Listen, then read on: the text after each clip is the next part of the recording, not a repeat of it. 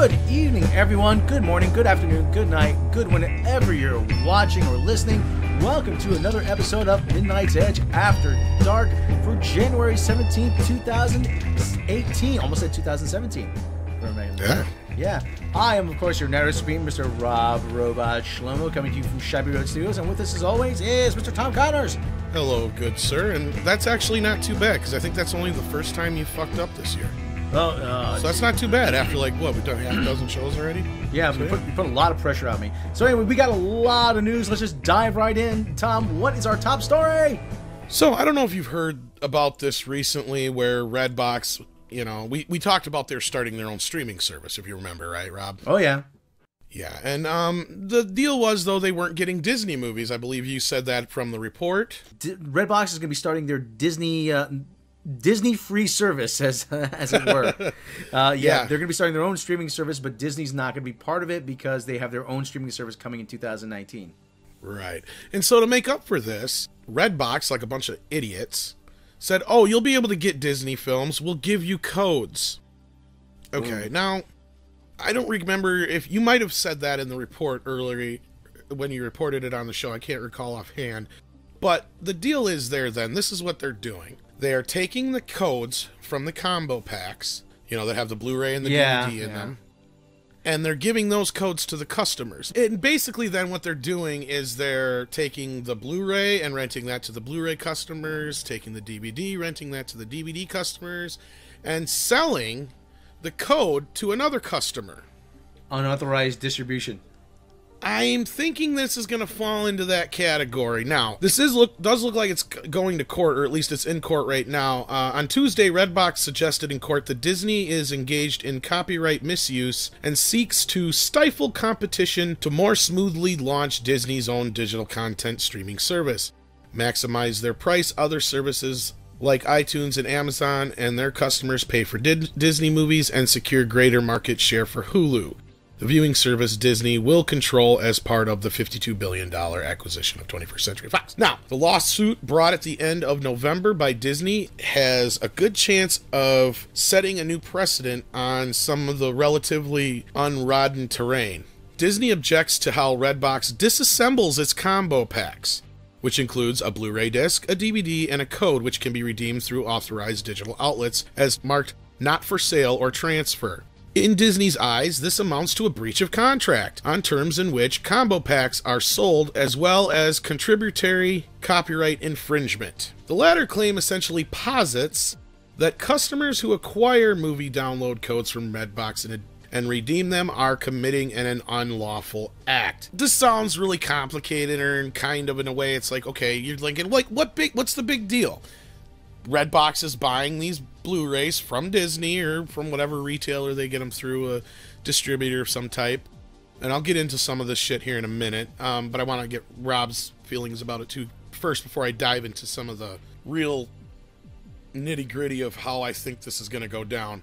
And they don't see any issue with this. They're, you know, basically just redistributing it in another way than it was originally. They don't think they're doing anything illegal or infringing on any copyrights by doing this. So, Rob, what's your take on this overall, I guess? No, I think Redbox is doing what a lot of us do. We buy Blu-ray. Hey, do you want the code? You know? Well, it goes a little deeper than that. They're actually selling those codes. Yeah. So this is a little different than even you giving a friend a code. Yeah. Which isn't technically legal, but go on, sorry. Well, like I said, you know, it says, you know, the code cannot be sold or transferred or whatever, and that. So we'll have to see where this goes. I understand, like I said, I understand both people's both sides here, but Disney's more, you know, Redbox. Hey, you know, this is a big part of our business, Disney movies, and Disney's like, hey, you know, we sell you these probably wholesale on the condition that you don't resell any part of them. So. You're kind of struggling. This is above my pay grade, as they say. All right, let me get into this a little bit. I used to work in the video industry and own my own video store at one time, along with working for Movie Gallery and stuff like that. So I do have a little bit of insight into this world, and there is a roundtable interview coming up on the main channel real soon that we'll dive into a lot of these topics, but I'm just going to get into this real quickly here, as quick as possible anyway. Disney's going to kick Redbox's ass. They're infringing on copyright big time. You know that $10,000 fine and or up to 5 years in prison thing that's at the beginning of every movie? Oh, yeah. That's what this is about. See, the thing is with that, what that is telling you is that, yes, you bought this disc or rented it or what have you, if you obtained it legally, let's say. And basically what that warning is telling you is you don't own this movie, we do. And we decide how the rights to this are used outside of the private home, basically. Yeah. Inside the private home, there's very little they can do unless you're obviously doing something illegal like making copies and selling them on the street. Yeah, for instance. The understanding is you own your copy of it, and they are allowing you to watch it. Right. It's pretty much plain and simply written on those slips that you get in any of these movies that they're not transferable or resellable by law. And that reason is because you're paying for, like you said, your right to watch this movie. That's what you paid for. You didn't pay for the rights to anybody else to have this movie either. And Disney was not happy about how Redbox was breaking their movies down to begin with by ostensibly scamming them out of money by just buying the combo packs instead of separate, DVD Blu-rays. I can see where they're a little upset there, but hey, they found a way around the system. And I used to work for Movie Gallery, and there was a situation where Blockbuster and a few other places had some exclusive titles for a while. So to get around this, what we would do was we would go to the local Walmart and buy as many as they would let us buy each employee. Oh, man. And go take them back to the store. And we got around it that way. And there really wasn't much anybody could do about it, because at that time when DVD came in, there was a big shift in the rental process. When there was VHS in the beginning, most tapes were, and actually for many years, all tapes were what was called rental priced, to where they were anywhere from $80 to $100 and some dollars. Mm-hmm. Like, for instance, the first copies of Star Wars that came out, you technically couldn't buy. They were rental only, and the stores paid $120 a copy, I think it was. Oh, yeah. So, and they would pull this thing where they would lose the copy or sell customers a lifetime rental for $120 because they were afraid of because at any time these studios could come in and demand that you hand over all your videos and you would lose your business. I mean, there was a time when they were really worried about the copyright situation, especially when VCRs were first brought into the picture.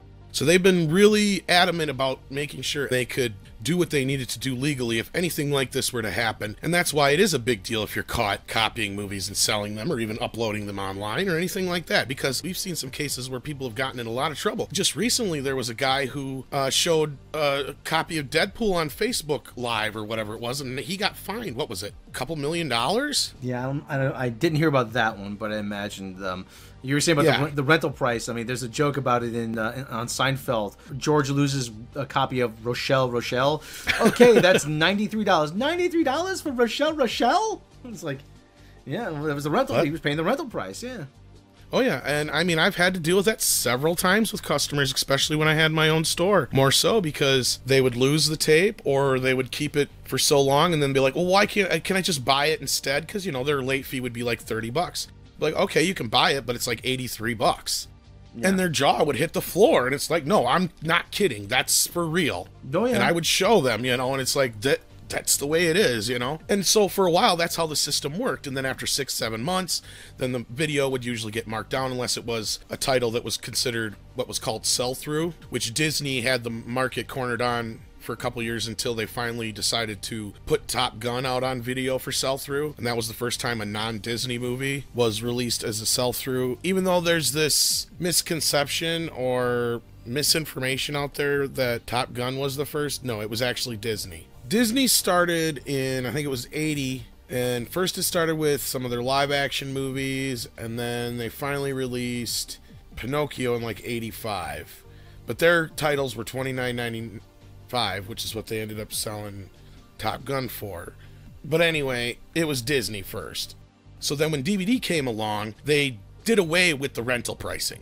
The industry was big on DVD, but they didn't really see it going much past the Laserdisc market at first, so they just sold it as sell-through, which the Laserdisc market was, technically. And you would think this would have saved places like Blockbuster and Movie Gallery in the end, but it really didn't. Even though their overhead wasn't that expensive, people were renting stuff from Netflix, and streaming started to get really big, and before that, people were actually buying the movies instead of renting them because it was cheaper to go out and buy a movie than it was to really rent it. When you're spending $5 for a couple of nights at Blockbuster as opposed to $15 at Walmart, what's the better deal in your eyes? And you don't have to worry about getting it back. Yeah. I mean, you know, go to the DVD bargain bin, too. Yeah, and give it cheaper, yeah. Yeah, so I've gotten into this whole long spiel, and like I said, we'll get into a lot of that in that interview, and I've gone on longer than I want to, but really, the point here is it's the industry's fuck up on one side because they should have implemented some kind of rental process with DVDs earlier on. Like, after people caught on with it's like, okay, now's the time, we need to pull back a little bit, do some rental titles, do some sell-through titles. They've killed an entire industry in the process of doing that. And now they've put themselves in a position here where the only thing Disney has to stand on, basically, is they are technically reselling that code illegally. So they have that. The other parts, I don't know if they really can do much about as far as them splitting up the combo DVD and Blu-ray. Disney probably can't say shit about that. But the other part, though, they could refuse to sell them these anywhere, but I don't think they might not even buy them directly from Disney anyway. They probably get them through another dealer is my assumption. I usually had to go through other dealers for everybody but Warner. Short story long, I really think Redbox is not in good shape in this situation, and I think they fucked up by advertising this. Now, if they would have done it on the down low and not said anything about it, I don't think they'd be in as much trouble. Disney probably would have found out sooner or later. But by that time, I don't know. I really just, I don't see this working out for Redbox in the end.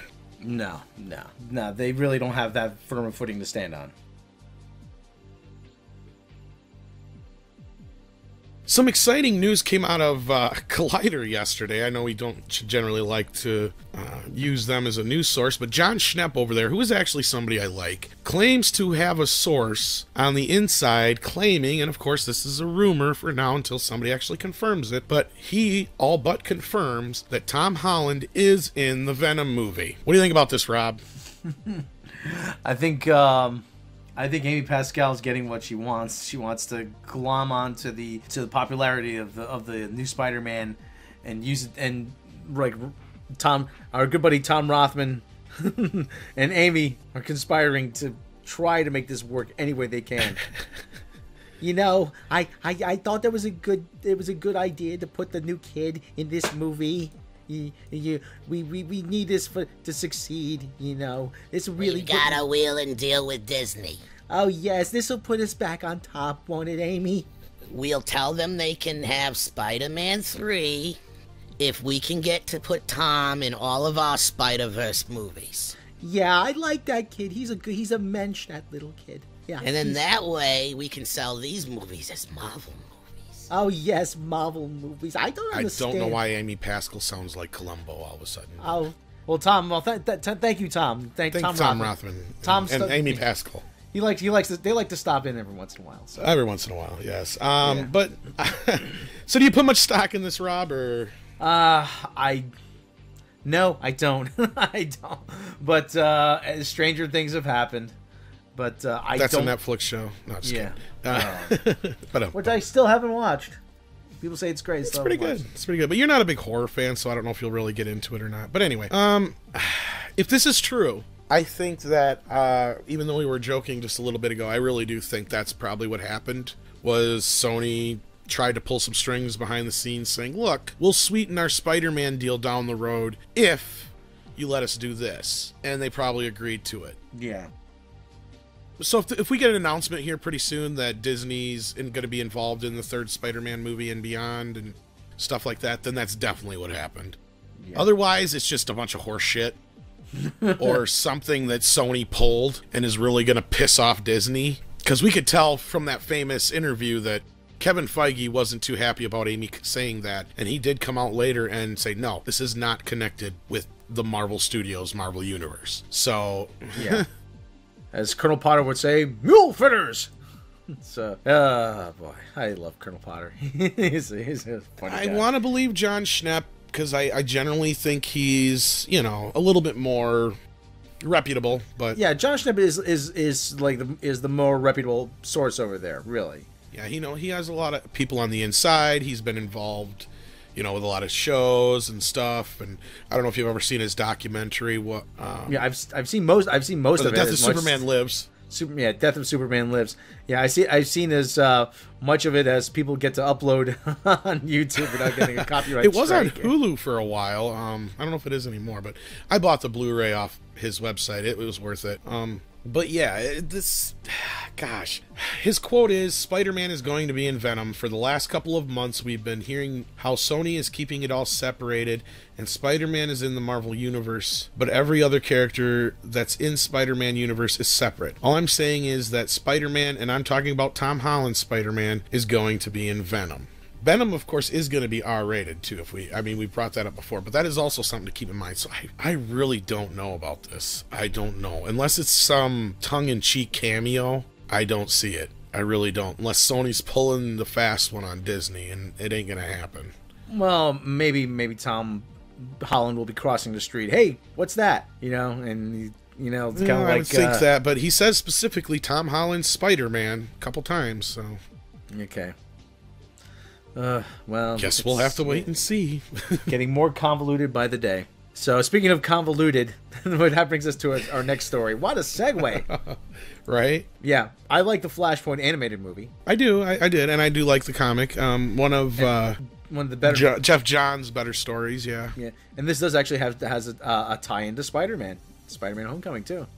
Surprise fucking prize, because I've said how many goddamn times that they basically kept trying to make Flash Spider-Man in Justice League? Well, Flashpoint, Warner Brothers' upcoming Flash film, has just found its new directors. Yeah. This is according to CBR.com. And a few other places, I'm sure. And the Hollywood Reporter, actually. Hollywood Reporter, yeah. Well, I got CBR, and for a story from CBR, I'm kind of surprised there's no Miles Morales reference in it. Spider-Man Homecoming screenwriters John Francis Daley and Jonathan Goldstein are in talks to direct the upcoming movie, which will find Ezra Miller's Barry Allen radically altering the course of history after he goes back in time to save his mother from her murder. According to the Hollywood Reporter, Daley and Goldstein will step in following the departure of Dope director Rick Famuyiwa. Well, whatever. Rick. Just Rick. Yeah, Ricky. Ricky! Who took over from the film's original director, Seth Grahame-Smith. As such, Daley and Goldstein will be the third set of directors attached to the project, despite early rumors that Phil Lord and Chris Miller would board. So, there was even talks at one time of Robert Zemeckis being interested, I remember. Mm-hmm. Oh, gotta Lord. get back in time. The problem with this, though, is it's not going to erase the memory of Batman v Superman and Justice League from my mind. Nothing will. Not even copious amounts of alcohol. Well, yeah. Am I surprised? No. We've been saying, but they've been hinting at Flashpoint as a way to reboot the entire thing, Yep. right? Yeah, I mean, yeah. So, looks like this is how they're gonna go. I wouldn't be surprised. I mean, with all the change-ups we've seen in DC recently, I knew we were going to start getting a lot of announcements like this, so good for them. They're going to get it done finally. Hopefully it's good. Of course, they're rumored to have most of the former cast coming back, and we've been hearing a lot of crazy rumors about Affleck. There was even a rumor going around that they offered Affleck this movie. What would that look like? We've been hearing Jake Gyllenhaal, too. Well, and that's the other thing now is another rumor going around. And this is all rumor, guys. Another rumor going around is that Warner's a little pissy with Ben Affleck and his inability to commit, I guess, for lack of a better way of putting it, and some of the other controversy that's going on. So, yeah, what you're saying is highly probable that they're thinking about going with Jake Gyllenhaal for Batman moving forward. I don't know for sure. This is just a rumor, guys. But what do you guys think about all this? What do you think about the whole fucking fiasco? Here we are a couple months after Justice League. What do you think? We're almost a year out from Aquaman and a year and a half or better out from Wonder Woman 2. Do you think DC can pull this shit together, or what's going to happen? No, I don't. I don't. I'm not saying it's a complete lost cause, but I think for what they're trying to do, they're not going to pull it together. Well, then it is a lost cause. Yeah, well, for what it's worth, they did come out and finally admit that they failed in trying too hard to be Marvel. So at least, they admitted it. That's the first step. Well, you know what they say, though, admitting you have a problem. It's the first step, right? That's exactly it, yes. So anyway, enough of this shit. Let's take a step forward into the roundup. What do you say? The Ladies and gentlemen, for the round. Well, Buckaroos, it's time to settle that horse and we'll have ourselves round up. Yeehaw! So anyway, what's in the news? So Amazon actually has been making noise. Amazon actually, they're working on their own streaming service, similar to YouTube, but that's a story for another day.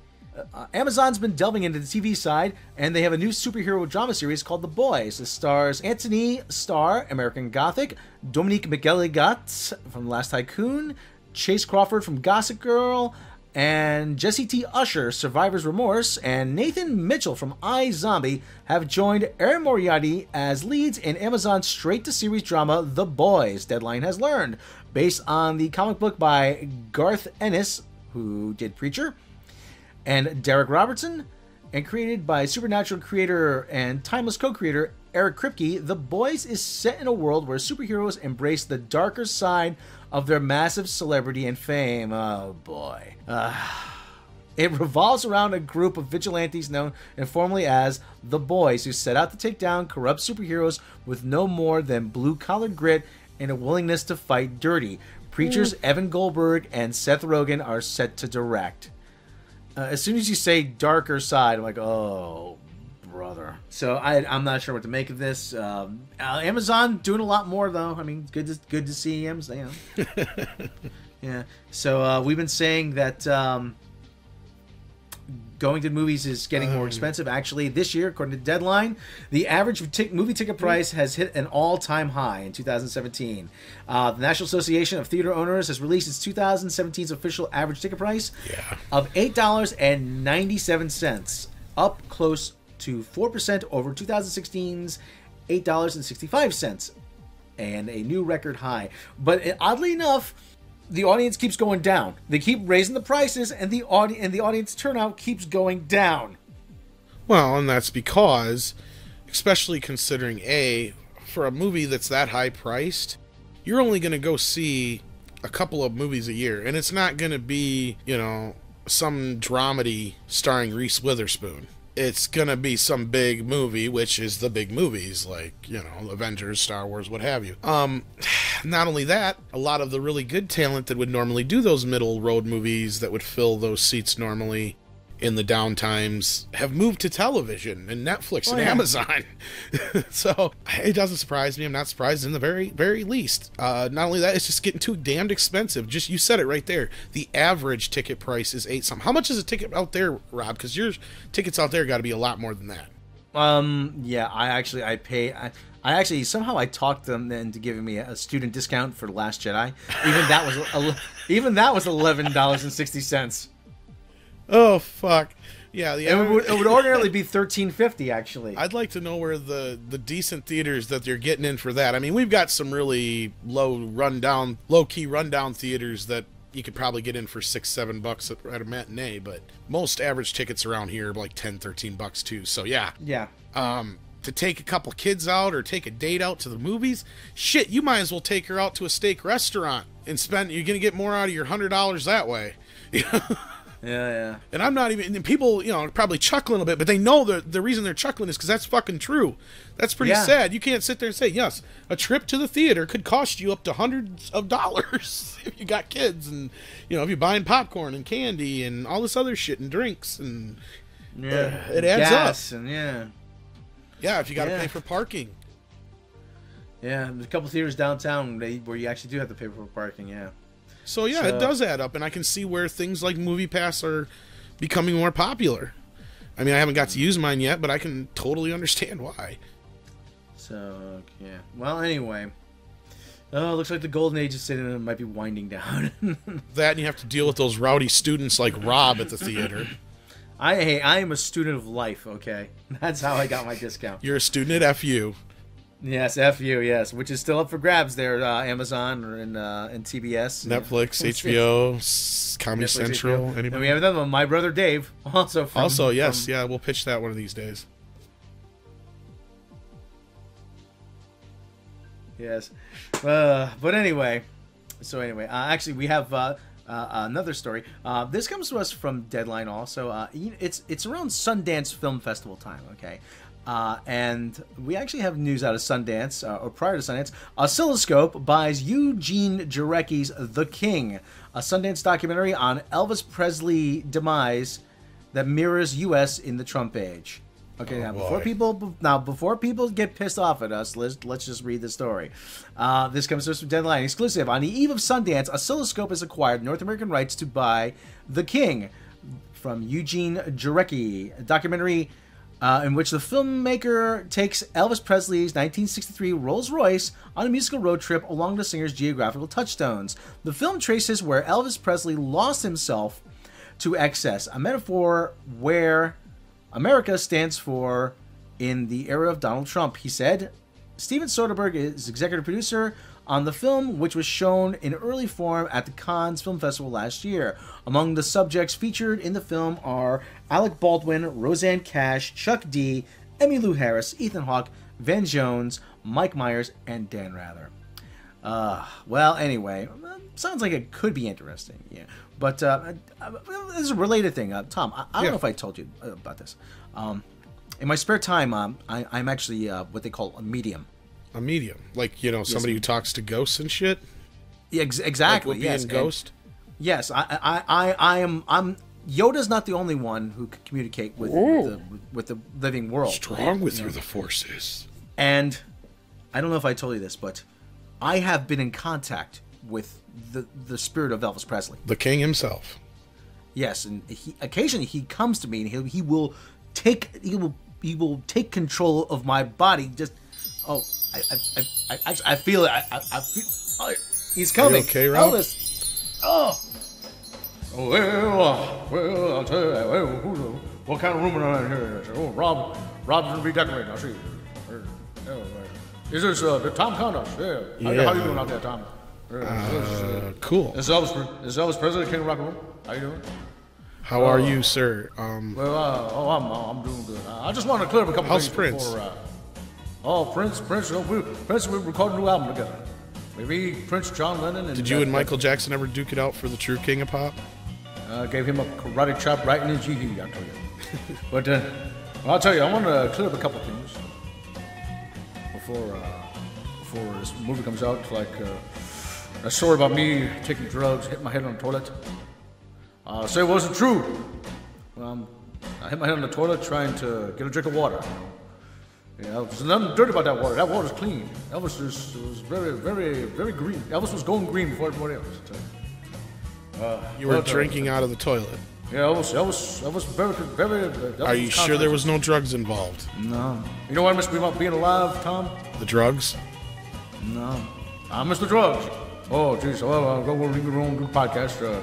Well, you can wreck my house, steal my car, drag my mama through a local bar. Do anything to her you want to do. Honey, lay off of my food. This is Elvis, King of Rock and Roll. See you later. Oh, Tom. I don't know what happened there. Did Elvis come back? No, he didn't. Tom? No, you're fine. Nothing happened. Oh, okay. Well, next story, actually. Trevor Jackson and Jason Mitchell to star in Sony's Superfly remake from Director X. They don't know who the director is? Director X? They got... Oh, wait a minute, that's the guy's name, Director X. Okay. Okay. Future and Joel Civil to produce. Exclusive from Deadline, Sony's Superfly film is assembling a team aptly fit for its title. As Deadline previously reported, Director X is officially attached to direct the remake with Trevor Jackson, confirmed to star as a Youngblood priest. In addition, Mudbound and Straight Outta Compton star Jason Mitchell has signed on to co-star as Eddie, along with Lex Scott Davis as Georgia, Andrea Londo as Cynthia, and Jacob Ming Trent from Showtime's White Famous as Fat Freddy. They're totally body shaming him. And Omar Chaparro as Adalberto. So, looks like we're getting a Superfly remake. And if you guys aren't fans of those blaxploitation films, go watch. There's some good shit in there. Director X? Director X, yeah. Obviously, we don't know who he is. He's just Director X. Is he a DJ? Kind of like Racer X, you know, from Speed Racer, I guess. Yeah. Here comes Speed Racer. Okay. Well, anyway, Tom, are you a fan of Spike TV? Or were you a fan of Spike TV? It was all right. It had its moments. Well, Most Extreme Elimination Challenge was awesome. So, but Spike TV is going bye-bye. Spike TV gets fiery farewell as it was still around. Yes, it is. That's the actual news that Spike TV is still around. Right? So anyway, this comes to us from Variety. Spike TV is going out in a blaze of glory. The Viacom-owned cable network, which will rebrand as the Paramount Network on Thursday, is hosting a live video on its social channels in which the network's soon-to-be former logo is being destroyed with a wide range of weapons. Viewers can help determine the means of destruction for the logo by interacting and voting via Facebook reactions. Each reaction will represent a different form of destruction. And if you go up on Facebook, they actually have the feed up there, and you can, as they have the big Spike logo sign in the desert, and they are dismantling it one piece at a time. So what is it going to be then? It's going to be the Paramount Network. Again? They fucking tried this already once. It's called UPN. It was the United Paramount Network. They don't learn. Fuck it was. They don't learn. They don't learn. But these two, Everybody else is doing streaming services. What is Paramount doing? Cable. Besides getting bought by CBS. Well, maybe that's part of it. But they'll get all the reruns. We'll get all the Amazing Race reruns we want. Which we'll definitely get into some of that, I'm sure, on the next Trek Log, which will be coming along. We haven't got to it yet, guys. Be patient with us. Here's to be patient. I mean, we avoid watching the show. Only I'll when tell necessary. you the truth. No, actually, we've had so much going on, and it's difficult to keep up with it sometimes. But yes, rest assured, guys, the next episode will be along, hopefully shortly, within the next week or two. Within next week for sure. And if we don't get to it, we will double up on it. So that's of course. Yeah. Well, we're trying to plan some really cool things, so you guys will know more about that soon. Okay. Yeah. Anyway, with the death of the Spike TV going to join Elvis, actually, it's a bit of a bummer, but we never like to leave on a down note. Let's end on an up note with some birthdays. Speaking of birthdays, there was a bit of a malfunction in the last episode of the podcast. Oops. I had Windows 10's lovely reboot happen to me several times throughout the editing process, and evidently, I don't know what the fuck happened, but part of the last portion of the birthdays got dropped. And what we were talking about, of course, was John Carpenter. But it's fine because we can talk about him again, because evidently, according to Rotten Tomatoes, he's dead. No way. Did you hear about this, Rob? Yeah. No. He would have been 70 yesterday, but, of course, John Carpenter quickly tweeted back, he's alive. So, we're all good there.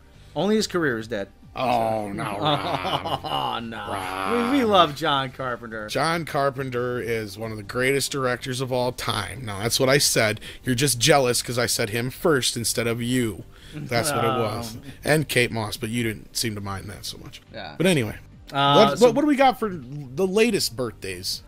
Celebrating birthdays today, January 17th, is the ever wonderful Betty White, who turns 96 years young. Happy birthday. Keep going strong. Keep serving as a great example of I hope she's in Deadpool 2.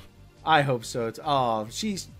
I remember when she was on Mary Tyler Moore and Match Game. She's just absolutely delightful. But speaking of people who are delightful, Zooey Deschanel turns 38. Yeah. Hipster it girl, Zooey Deschanel. James Earl Jones. Darth Vader. This is CNN. See, also Doom, Darth Vader. I believe he played Othello. He was in Othello on stage too. Stars stage, screen, television, and voiceovers, and made several appearances. Hakuna Matata. Yes, made several appearances on The Simpsons as well. He turns 87. Steve Harvey, comedian Steve Harvey, turns 61. Rob, I'm the greatest. I always been the greatest. I always be the greatest. You never beat me. You never have a chance. That's right. I'll beat your pants. Muhammad Ali. He was born on this day in 1957. That's right, Howard. You know it. I'm the greatest. Always been the greatest. Always be the greatest. What? Remember that time? March 1964, Miami, when you took on Sonny Liston. Who?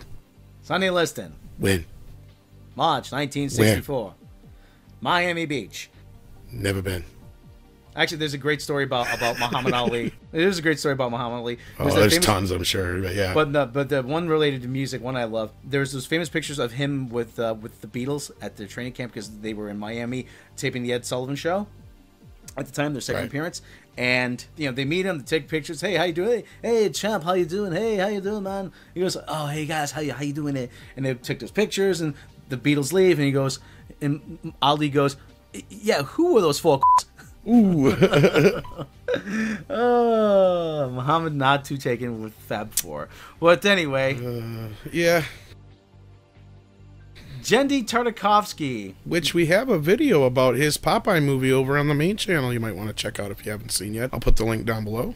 Yes, Samurai Jack, Dexter's Lab, Star Wars Clone Wars, talented guy, turns 48 years old, Kid Rock, musician, maybe possible senator. Actor, kind of. Maybe senator from Michigan, who knows. God. Yeah, Lord help us, turns 47. Jim Carrey, actor, comedian, impressionist, all-around fun guy, turns alrighty then 56. And actually, this is like a strange coincidence. Jim Carrey and weird. Andy Kaufman have the same birthday. Andy Kaufman, born this day, 1941. And now, I'm sure you're a huge Andy Kaufman fan, as I am. I like Andy Kaufman. I liked him. This sounds bad. I liked him watching him like crash the last few years. That was kind of his whole thing, I'm a huge Andy Kaufman fan, and I'm pretty big Jim Carrey fan. Some of the stuff he's done lately been the greatest, but anyway, that's neither here nor there. If you've seen Man on the Moon, it's a great movie, and there's this documentary now on Netflix. We brought it up before on a previous podcast, where it's kind of about the making of the film and how Jim Carrey was kind of like, I wouldn't exactly call it method acting because it was almost like he was possessed by Andy Kaufman. But okay, well, there's this story that Jim Carrey tells on the documentary about when Milos Forman calls him, because everybody's just up in arms about, it would be one day Andy Kaufman would show up to the set instead of Jim Carrey. The next day it'd be Tony Clifton who'd show up to the set instead of Jim Carrey. The next day it'd be Laka who'd show up. Anyway, so Milos calls Jim one night and says, Jim, I can't take it no more. I can't take Andy anymore. I can't take Tony. I can't do this anymore. And Jim's like, well, I could show up tomorrow and I could be Jim and I can do a good impression of Andy Kaufman and Tony Clifton and all those guys. I could do that. Or I could have Andy and Latka and Tony show up and do it. And there's a long pause, he says, and Milos comes back, no, I just wanted to talk to Jim for a few minutes. So basically, I mean, this was, and it's insane because you see scenes where like people in Andy's family are like having like family reunions with their son. They're crying and you can feel the emotion, and it's just amazing the shit that happened on this film. So yeah, check that out. Check out Andy Kaufman if you don't know who he is. Definitely one of the greatest, I don't know what you call performers of all time. He's not really a straight up comedian, and he hated that, so I don't want to call him a comedian, but he was very funny, very different, very out there. He was the ultimate troll. He was the original troll. He Rick-rolled people before Rick-rolling was a thing. Oh yeah. Yeah, it was also delved into professional wrestling too. Oh yes. If it wasn't for Andy Kaufman, there wouldn't be wrestling like it is today. Before that, you had your heel, you had your guy, it was all set up, they come in, they wrestled, it was done and over with. He actually put in all the drama and all the, scripted stuff that goes on now in WWE wrestling today. Oh, yeah. He started a lot of that with Jerry Lawler and this thing they did. And it was he became the intergender wrestling champion. Yeah, he would only wrestle women. He started wrestling women, then he actually wrestled Jerry Lawler, and he actually did break his neck. Yeah.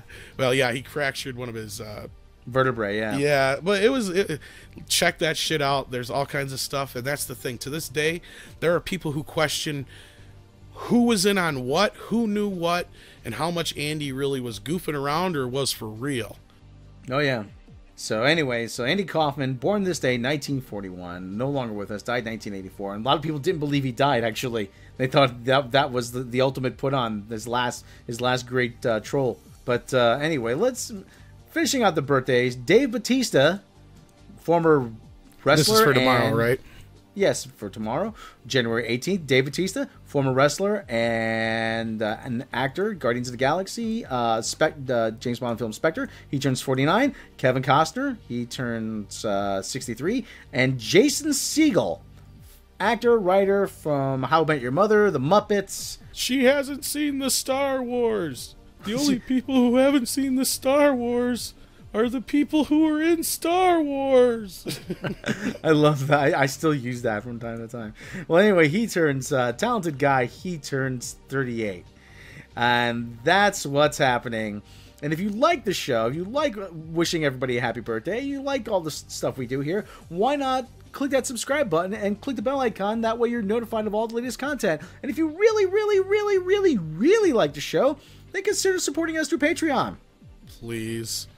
Patreon supporters will get all kinds of bonuses. You'll get early access to mini documentaries. You'll get sneak peeks at episodes. You will get outtakes, bloopers, lost episodes, all kinds of neat stuff. You'll get behind the scenes making of the Edge videos, and telling the untold story of how we came to be here at Midnight's Edge. And as I always say, if you don't have the means to support us through Patreon, please click that subscribe button. Please share. Please subscribe. Because we cannot do this without you, and YouTube has... I'm sure they've heard. Yeah, you've heard of me. Adpocalypse, that's got nothing on this. So, YouTube just basically committed suicide. Yeah, we'll get into that later, at a later date. So anyway, one more time, I, of course, am your narrator supreme, Mr. Rob Robot Shlomo. I am devastated. Tom Connors. And we will catch you next time.